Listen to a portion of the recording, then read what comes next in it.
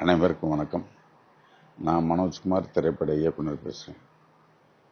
மாண்புமிகு தமிழக முதல்வர்களுக்கு பாதம் தொட்டு நன்றியை தெரிவித்துக்கிறேன். எனது மாமாவும் எனது குருநாதரான பாரதிராஜா அவர்களுடைய மறைவுக்கு அரசு மரியாதை செலுத்தி அவருக்கு மிகப்பெரிய அவருடைய வாழ்நாளில் அவர் சாதித்த சாதனைகளுக்காக அங்கீகாரம் செலுத்திய தமிழ்நாடு அரசு தமிழக முதல்வருக்கு பாதம் தொட்டு நன்றி செலுத்துகிறேன். அது மட்டும் தமிழக முதல்வரின் உத்தரவின் பேரில் தேனி மாவட்ட ஆட்சியரும் தேனி மாவட்ட கண்காணிப்பாளரும் சிறப்பாக செயல்பட்டு அவருக்கு அந்த இறுதி மரியாதையை சிறப்பாக செய்தார்கள். அவர்களுக்கு நன்றியை தெரிவிக்கிறேன்.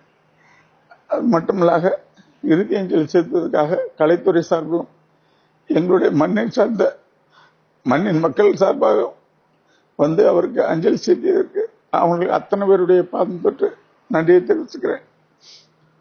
இப்போ ஊடகங்கள்ல தயவு செய்து நிறைய விஷயங்களை அவருக்கு உள்ள புகழுக்கு உச்சப்படுத்தும் மாதிரி பேசுறீங்க. ஒவ்வொரு விஷயத்தையும் இஷ்டம் போல இது பண்றீங்க. அதுக்கு விளக்கம் கொடுக்கறதுக்காக மட்டும்தான் இது பேசுறேன். எந்த உள்நோக்கமும் இல்லை. ஒரிஜினலா நீங்க எந்த குடும்பத்துல என்ன இருக்கு, அவங்களோட உறவுகள்ல என்ன இருக்குன்னு தெரிஞ்சுக்காம ஒவ்வொருடைய கற்பனையும் போட்டு இது பண்ணி அவருடைய புகழுக்கு களங்கம் சேர்த்துறீங்க. புகழுக்கு களங்கம் உண்டாக்கிட்டீங்க. அதான் உண்மை. பாரதி ராஜா என்ற ஒரு மிகப்பெரிய மனிதனுடைய புகழுக்கும் அவருடைய குடும்பத்துக்கும் மிகப்பெரிய இலக்க அதாவது ஊடகங்கள்ல எல்லாரும் இஷ்டம் போல பேசுறீங்க. அதுக்கு உங்களுக்கு ஒரு விளக்கம் கொடுப்பதற்காக மட்டும்தான் இப்ப நான் உங்களை இந்த இன்டர்வியூ மூலமா உங்களை சந்திக்கிறேன். ஒரிஜினலா பாரதி ராஜா அவர்களுக்கு என்னென்ன பிரச்சனை இருந்தது உங்களுக்கு யாருக்கும் தெரியாது. அவருக்கு என்ன பிரச்சனைகள் இருந்தது தெரியுமா? அவர் தன் சொந்த படமான ஓம் படம் எடுக்கும்போது அது லண்டன்ல கனடாவில் எல்லா ஊர்லயும் போய் எடுத்ததுக்கு அதுல அந்த படம் எடுத்து ரிலீஸ் பண்ணதுக்குள்ள மிகப்பெரிய கடனாளி ஆனாரு. அதான் உண்மை. அதற்காக அந்த கடனை செலுத்துவதற்காக 2 பேங்க்ல கடன் வாங்கியிருந்தார். அதை ஐடிபிஐ பேங்க் கோயம்பேடு பிரான்ச்லயும் எல்ஐசியில் சைதாப்பேட்டை பிரான்ச்லயும் கடன் வாங்கியிருந்தாரு. அதுக்கப்புறம் வெளியிலையும் சில கடன்கள் வாங்கி அந்த படம் எடுத்தது உண்மை. அதில் ஏகப்பட்ட நஷ்டத்தை செஞ்சாரு. அந்த நஷ்டத்தை ஒரு பகுதியை ஈடுகட்டுறதுக்காக தேனியில் மதுராபுரி என்ற இடத்துல அவர் பள்ளிக்கூடம் கட்டுவதற்காக வைத்திருந்த மிகப்பெரிய இடத்தை டிஸ்போஸ் பண்ணி ஒரு சைடு கடன் அடைச்சாரு. அடுத்த பேலன்ஸ் கடனை அடைக்கிறதுக்காக நீலாங்கரைகள் அவருடைய வீட்டுக்கு பின்னால் இருக்கக்கூடிய காலி இடம் 9 கிரவுண்டு காலி இடம் வச்சிருந்தாரு.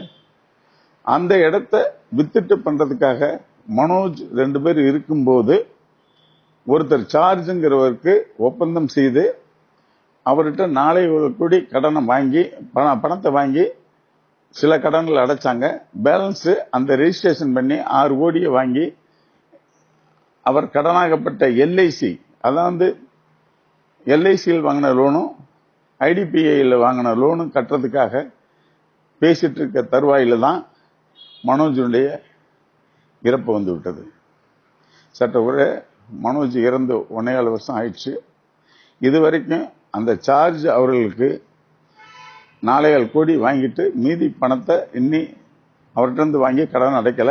அதுக்கான காரணம் என்னன்னா, மனோஜ் முதல் முறையாக டைரக்டர் எம்ஜிஎம் ஹாஸ்பிட்டல்ல 2023 அட்மிட் ஆயிருக்கும் போதே அவர் 1 மாசம் ட்ரீட்மெண்ட்டுக்கு அப்புறம் நலமா வந்த பிறகு அத்தனை இதையும் மனோஜ் டேக் ஓவர் பண்ணிட்டாப்ல.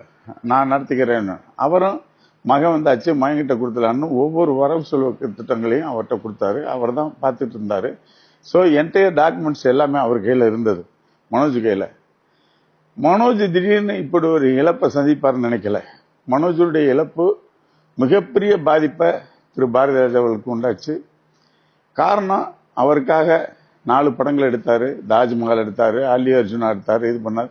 எல்லா படங்கள்லயும் தன் மகனை மற்றவங்க மாதிரி கொண்டு வர முடியலன்னு அவருக்கு ஒரு சின்ன ஃபீலிங் உள்ளே இருந்தது. அதில் சற்றக்குறைய ஒரு 15 கோடி ரூபாய் இழந்தார். அதான் உண்மை.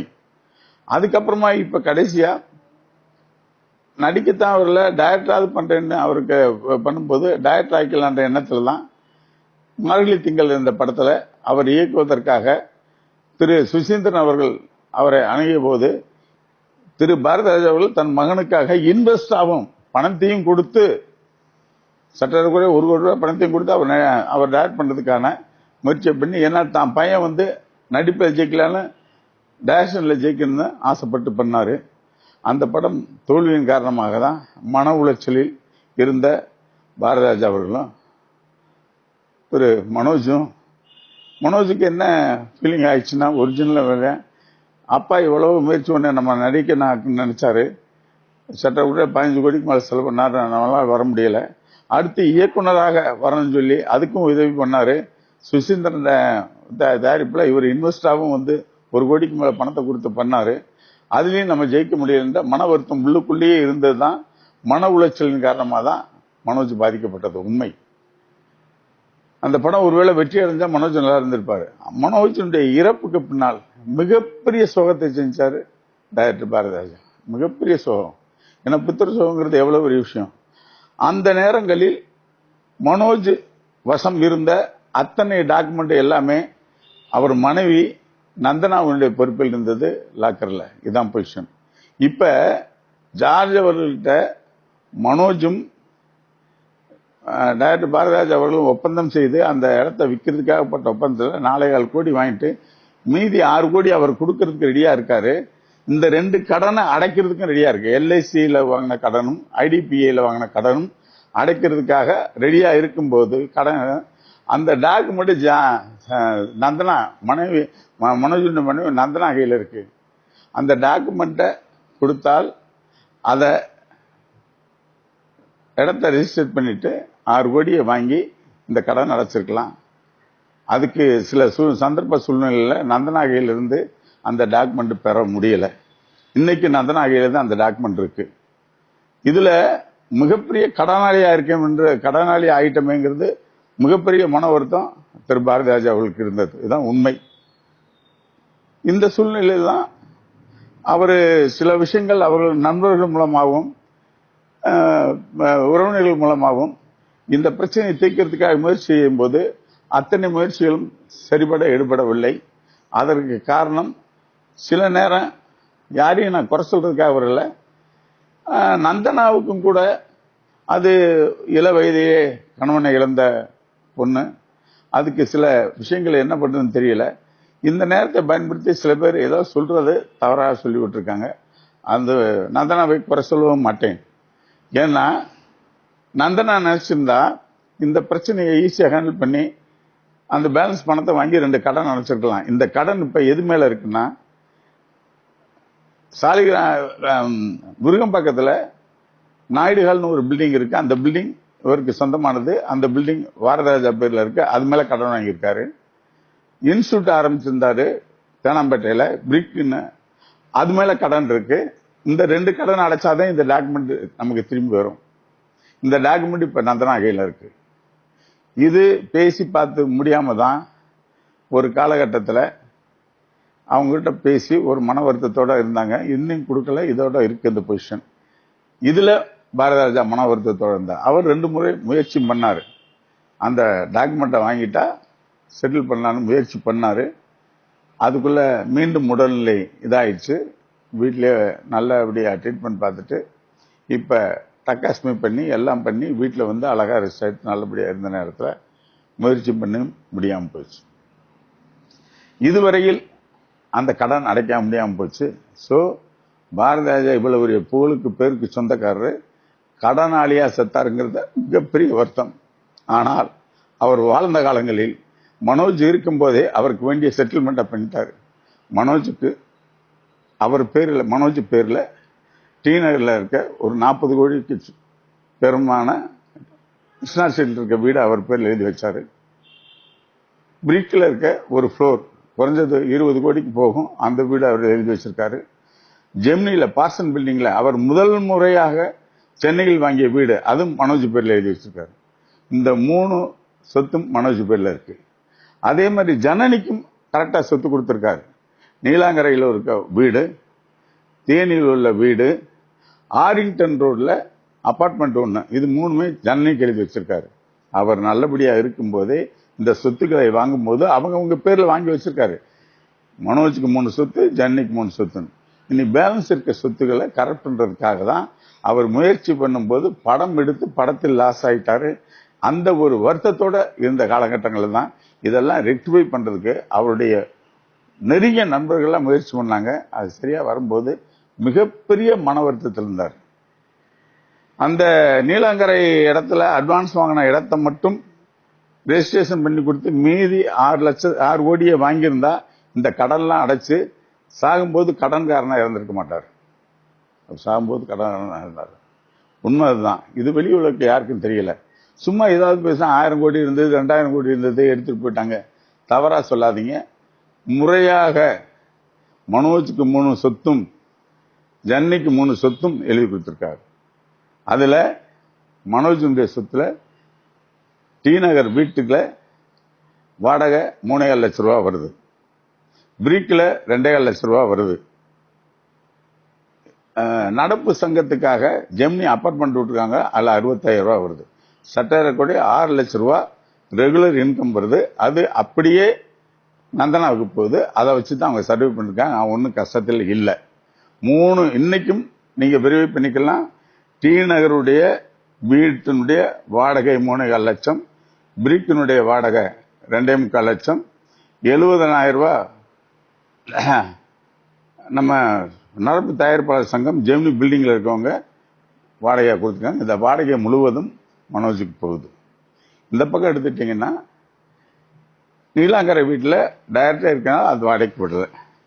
தேனியில இருக்க ஒரு வீடு 40,000 ரூபாய்க்கு வாடகைக்கு போயிட்டு இருக்கு.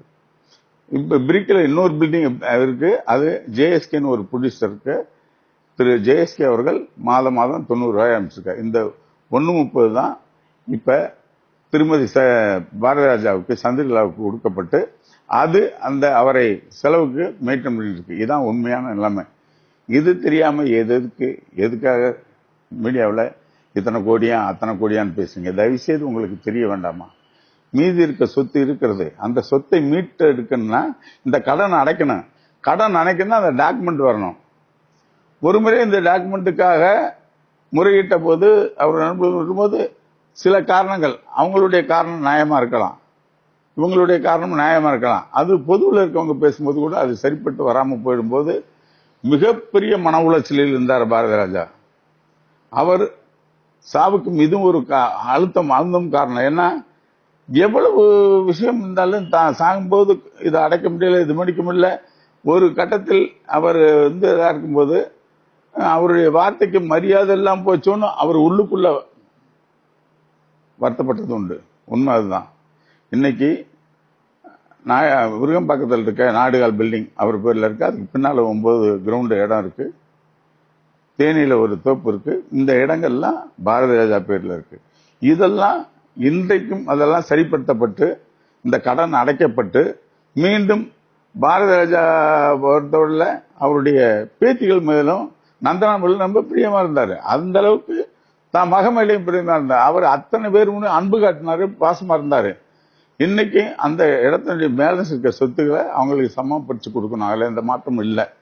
ஏன்னா மனோஜுக்கு பின்னால் அந்த குடும்பத்துக்கு சேர வேண்டியதோ ஜான்னிக்கு சேர வேண்டியதோ அது முறையாக செய்யப்படும். அதுல எந்த மாற்றம் இல்லை. இத ஊடகங்கள் சம்பந்தம் இல்லாம எல்லா சொத்தையும் பிடிங்கிட்டு விட்டாங்களா, ஏதோ மனோஜுடைய ஒய்ஃபை வேட்டை பார்த்துறாங்களா? இல்லை. அங்க நடந்து என்ன தெரியுங்களா? ஒரிஜினலா ஜனனி அந்த இடத்தில் சில விஷயங்கள் தகாத இடத்துல போயிட்டாரு. அது காரணம் என்னன்னு சொல்லிடுறேன். நந்தனா புருஷனை இழந்த பிள்ளை, பாவம் கொஞ்சம் விவரமும் தெரியாத பிள்ளை, ரொம்ப இல்லை. என்ன ஒரு மனோஜனுடைய கட்டுப்பாட்டில் ரொம்ப செல்ல விதமா வளர்ந்த பிள்ளை. அதுக்கு வெளி உலகம் அதிக தெரியவும் சான்ஸ் இல்லை. அதே நேரத்தில் மனோஜினை இறந்த பிறகு அவருடைய உடலை நீலாங்கரை வீட்டில் வைத்து தான் எல்லா இதுவும் பண்ணோம்.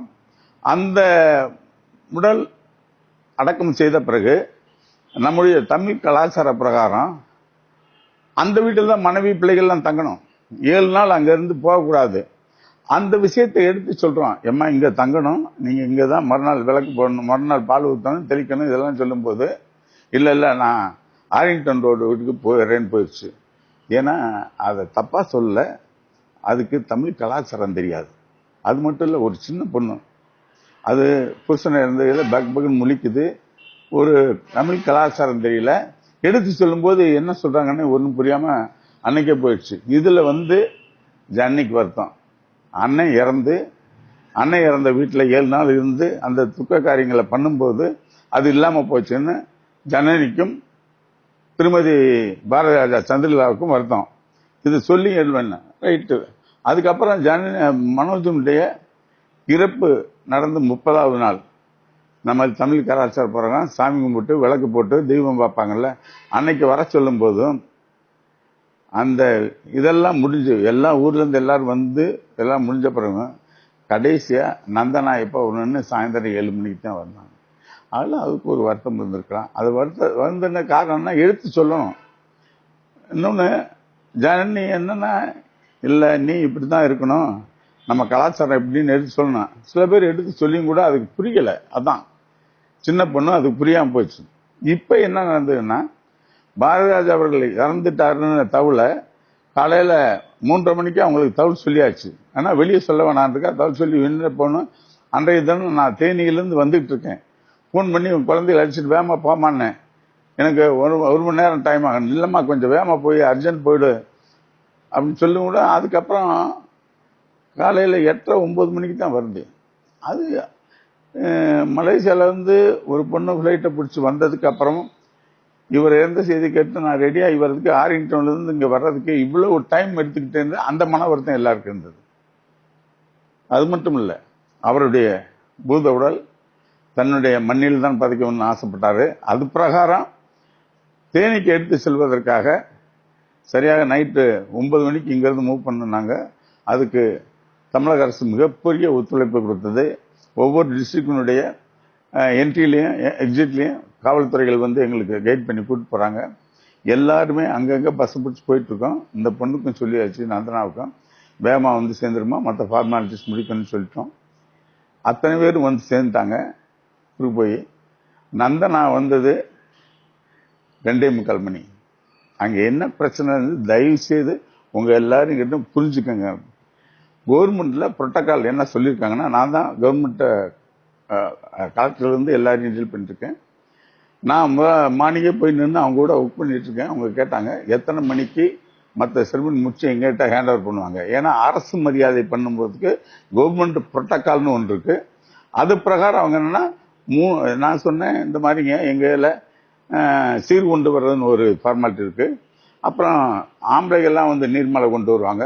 அப்புறம் பெண்கள் நீர்மலை கொண்டு வருவாங்க.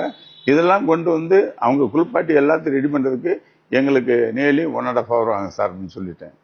அங்கே எஸ்பி கிட்டேன் கலெக்டர்கிட்ட சொன்னேன், சரி உங்க ஃபார்மாலிட்டிஸை கொஞ்சம் எளிதா முடிச்சுட்டுங்க, பட் அட் எனி காஸ்ட் நீங்க 3 o'clock நீங்க ஸ்டார்ட் பண்ணிடணும் உங்க இதை.